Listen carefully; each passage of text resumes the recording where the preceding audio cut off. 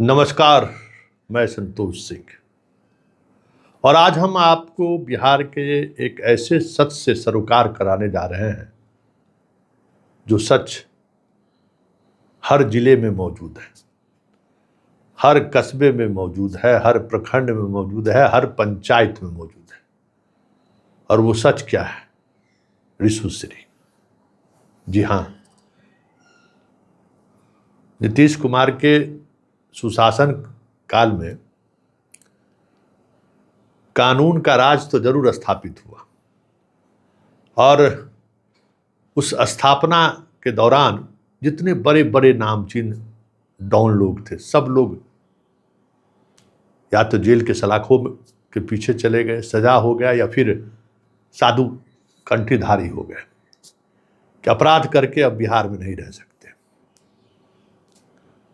लेकिन इसी दौर में एक समानांतर हर जिले से लेकर हर पंचायत तक में एक अलग तरीके का अपराधी पैदा लिया, जो रात के अंधेरे में किसी के यहाँ लूट डकैती की घटना को अंजाम नहीं देता था या किसी से को सरेराह अपहरण नहीं करता था। पदाधिकारियों के साथ घूमना, पिस्टल रखना, एक से एक बड़े गाड़ियों पर चलना, इसके शौकीन रहे हैं। जरा इस वीडियो को गौर से देखिए। जो शख्स आपको दिख रहा है वो सिवान का रहने वाला आदमी है। सिवान छोटा सा कस्बा है जिसकी पहचान कभी शहाबुद्दीन की वजह से पूरे देश स्तर पर हुआ करता था। हाजी जसवाल की वजह से सिवान की पहचान देश स्तर पर है। पिछले 5-6 वर्षों में साधारण मुकदमा में ये जेल गया था और वहाँ से निकलने के बाद स्थिति सिवान, मोतिहारी, कई जिलों में इसकी स्थिति ये थी कि इसके आने की खबर मिलती थी तो एसपी साहब अपने गेट के नहीं, कैंपस के गेट के बाहर खड़े होकर इंतजार करते थे कि जायसवाल आ रहा है। गाड़ी के काफिलों के साथ जायसवाल पहुंचता था और उसके खैर मकदम में डीएम से लेकर एसपी तक नैने बिछाया रखा था। बिहार निवास हो, दिल्ली ताज हो, ली मेरिडियन हो, मुंबई का ताज हो, इस शख्स के लिए बुक रहता था। 1, 2, 3, 4 नहीं, दर्जनों आईएएस आईपीएस इसके सामने में मुजरा करते हुए नजर आते थे। कोई भी हो, एक से एक चेहरा जिसके बारे में आप जानते होंगे, करे तो बहुत टाइट पुलिस अधिकारी रहा है, अरे ये तो अच्छा डीएम रहा है, वो भी इसके सामने में मुजरा करते हुए दिख जाता। मुख्यमंत्री पहुंचते थे तो कारकेट में सबसे आगे ये खड़ा मिलता था। अब समझ जाइए कि कितना रुतबा इसका होगा। जहां गया वहां अपने अंदाज में इसके स्वागत में लोग खड़े रहते थे। 6 महीना पहले इसके बारे में हमें लोग जानकारी दिया कि संतोष जी आरा मिल चलाता था। उस आरा मिल का भी लाइसेंस फेल है। छोटा सा आरा मिल, बामुश्किल हिस्से में 5-10 कट्ठा जमीन होगा खेती योग्य। आज सिवान का सबसे बड़ा आदमी है। जितनी कमाई शहाबुद्दीन भी नहीं की होगी उससे बड़ी कमाई इन्होंने कर रखा है। तो भाई है कौन है भाई ये? क्योंकि चाल ढाल से लग रहा था कि भाई सायरन युक्त गाड़ी, पुलिस बॉडीगार्ड 47 वाला खींच रहा है। कुछ भाई कौन है ये? तो ये इस एसपी का दलाल है। दलाल को इतना पावर, अरे थानेदार की पोस्टिंग यही करता है।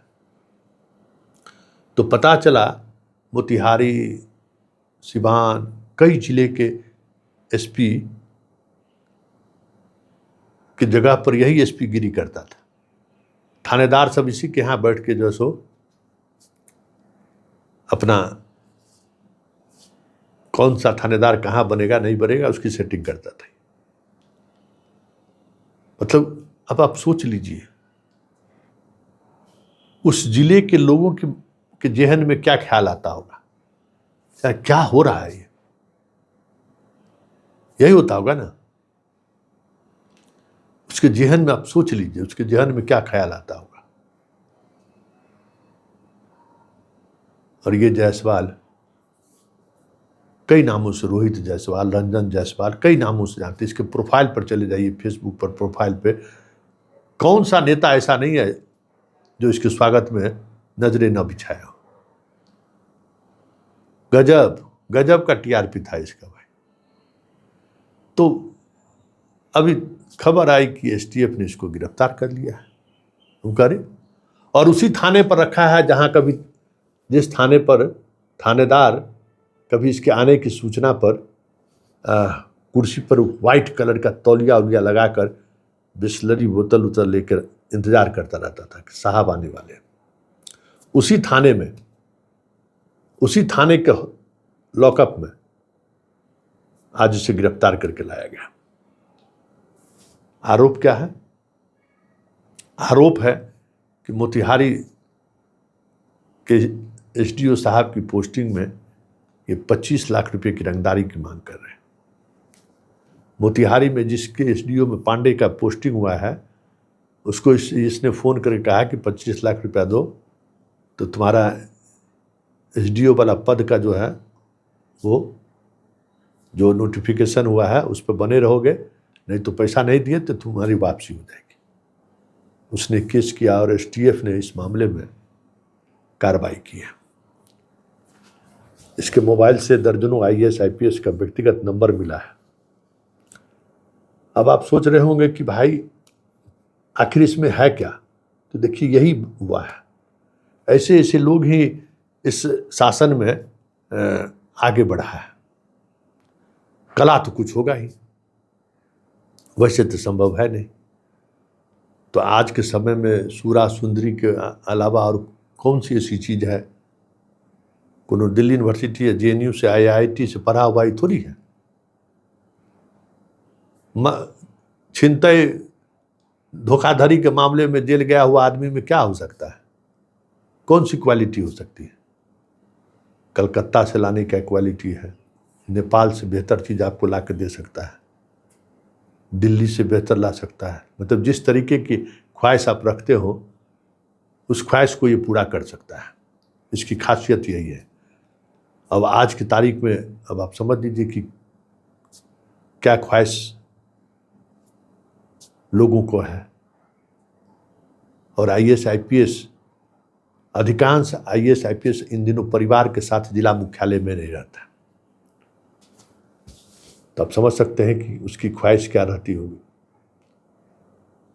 अब देखिए एसटीएफ के डीजी खुद इस मामले में इंट्रोगेट कर रहे हैं और क्या खुलासा होता है, या इसको लेकर कोई आगे की कार्रवाई भी होती है क्या, जिसकी उम्मीद कम है। लेकिन अब सोचिए ये आईएएस आईपीएस कैसे पढ़ के बनते हैं, कितनी मेहनत करनी पड़ती होगी, इसमें अंदाजा कीजिए। और वो ऐसे ऐसे चिरकुट के चक्कर में, बताइए हमको तो ये ताजुब, हमको खुद मुझे शर्म आता है। ईश्वर का कुछ कृपा होगा तो आईएएस आईपीएस आप बने होंगे, बिना कृपा का नहीं बन सकते, क्योंकि तुमसे ज़्यादा पढ़ा लिखा आदमी नहीं बन पाता है, तुमसे ज़्यादा योग्य आदमी भी नहीं बन पाता है। एक समय के बाद जो है ऊपर वाले के इस पर ही संभव है। अब आप बताइए, ये स्थिति है। और इस स्थिति में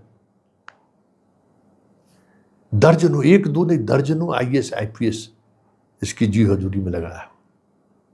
चलिए इसकी गिरफ्तारी हुई है और पटना